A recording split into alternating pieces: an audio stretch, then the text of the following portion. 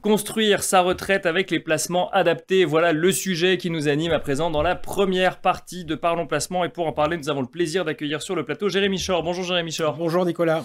Directeur commercial de Prime Alliance. Aujourd'hui, on parle de retraite. Pourquoi est-ce qu'il est important, Jérémy Chor, d'anticiper cette étape ? Parce que la retraite est une étape importante de la vie et malheureusement, on n'en profite pas pleinement puisqu'on a généralement des revenus qui baissent comparés à ceux qu'on a dans la vie active. On parle souvent d'une baisse de revenus de 30% à 50%, donc c'est important de s'y préparer. En plus, avec l'allongement aujourd'hui de la vie, c'est important de se préparer pour pouvoir continuer à maintenir son train de vie au moment où on est à la retraite et en profiter pleinement. Se préparer en plus de ce qu'on touchera effectivement avec le fruit de son travail, est-ce qu'il existe des placements que vous recommandez pour préparer sa retraite, des placements qui fonctionnent mieux justement avec cet objectif de retraite ? Alors, il n'y a pas une réponse unique. Il y a différents, bien sûr, placements qui permettent de construire un capital ou une rente pour préparer sa retraite.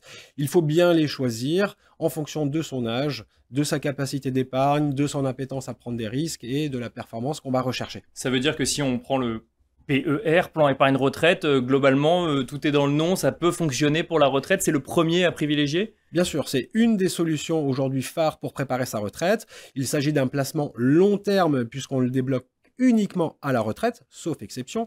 Donc, il va permettre bien sûr de constituer un capital ou une rente qui pourra être utilisée ensuite à la retraite. Il présente un avantage important, c'est que toutes les sommes qui sont versées sur le PER sont déductibles de ses revenus, donc viennent diminuer son impôt, et c'est particulièrement intéressant pour les contribuables qui sont dans des tranches marginales d'imposition élevées. Alors, quand on parle de PER, on le compare souvent à l'assurance vie. Est-ce que l'assurance vie peut être une solution quand même pour préparer sa retraite ou en complément d'un PER ?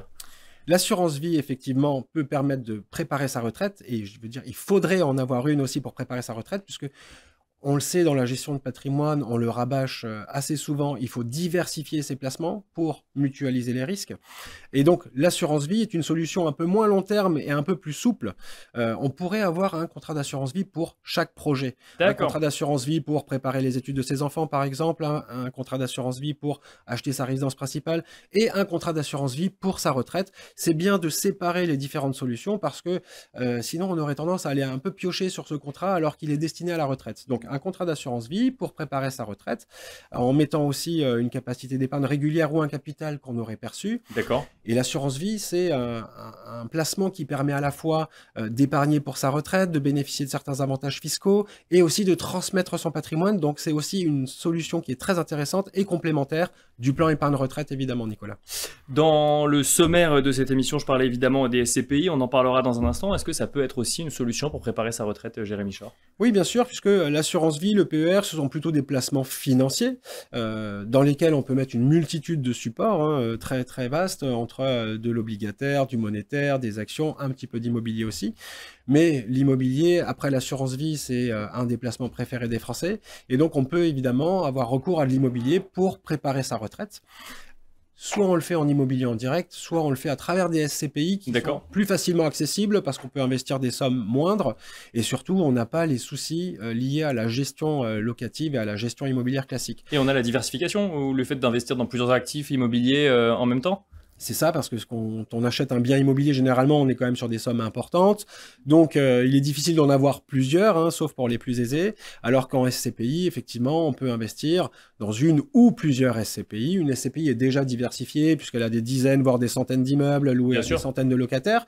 Mais on peut aussi diversifier les stratégies, les sociétés de gestion et, pour quelques milliers d'euros, avoir un patrimoine très très diversifié. Et il y a une solution que vous allez peut-être aborder avec les invités suivants, qui est le démembrement de propriété, puisque quand on achète des parts de SCPI en démembrement de propriété, on va les acheter avec une décote qui est proportionnelle à la durée du démembrement. Donc plus c'est long, plus la décote est importante. Ça permet pendant la phase active, quand on a généralement les revenus suffisants, de ne pas alourdir sa fiscalité avec des revenus complémentaires, mais de les repousser et d'en avoir davantage quand on va partir à la retraite. On n'a pas encore parlé d'actions de marché financier, Jérémy Chor. C'est une solution quand même pour sa retraite aussi ? Bien sûr, ça fait partie des outils de diversification qu'offrent aujourd'hui les placements qui sont disponibles pour les épargnants. Ça s'adresse toutefois à des épargnants qui sont un petit peu plus dynamiques, qui ont envie de prendre un peu plus de risques et en tout cas qui cherchent un peu plus de performance. Mais on peut tout à fait inclure un portefeuille action, des produits structurés ou d'autres types de placements, dont la construction de son épargne pour la retraite. Bon, beaucoup de solutions effectivement pour préparer sa retraite, beaucoup de typologies d'investissement ou de placements différents. Comment est-ce qu'on fait pour bien choisir son placement ? Avant tout, il faut évaluer sa situation personnelle. On ne va pas conseiller les mêmes placements à des personnes qui n'ont pas le même âge, qui n'ont pas la même surface patrimoniale, qui n'ont pas la même capacité d'épargne et qui n'ont pas, vous l'avez compris, la même appétence au risque. Donc pour cela, il faut avoir une stratégie, comme on l'a déjà dit, qui est diversifiée pour limiter les risques et pour aller optimiser les performances. Est-ce qu'il y a des erreurs à éviter quand on réalise ses placements en vue de sa retraite ? La principale erreur, c'est d'attendre. D'accord. On peut peut-être montrer un tableau qui résume un petit peu mes propos. Effectivement, on a tendance à dire la retraite, c'est loin, donc je commencerai à épargner, j'ai le temps. Et en fait, ce tableau... Oui, souvent on se dit, quand j'aurai les moyens, j'épargnerai, ou autre, effectivement, et c'est la meilleure excuse pour commencer le plus tard possible. C'est ça, et donc là, on voit bien sur le tableau que plus tôt on commence, plus l'effort d'épargne est petit. J'ai pris un exemple pour quelqu'un qui souhaiterait se constituer un capital qui permettrait de générer 1 000 € de revenus complémentaires tous les mois. Et ben on voit bien que si on commence relativement jeune, on va mettre 250-260 € par mois. Je suis sur une hypothèse à 4% de rendement pour toutes les simulations.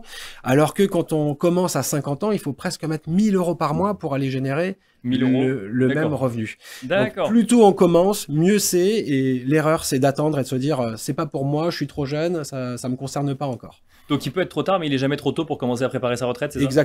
Exactement. Alors quand on est très très jeune, on va peut-être pas mettre la majorité de son épargne sur un PER, parce que comme on l'a dit, il est bloqué jusqu'à la retraite. On va peut-être privilégier l'assurance vie, les SCPI pourquoi pas, les placements financiers. Et plus on va avancer dans l'âge, et plus on va pouvoir abonder la poche PER, parce que là, l'horizon se rapproche.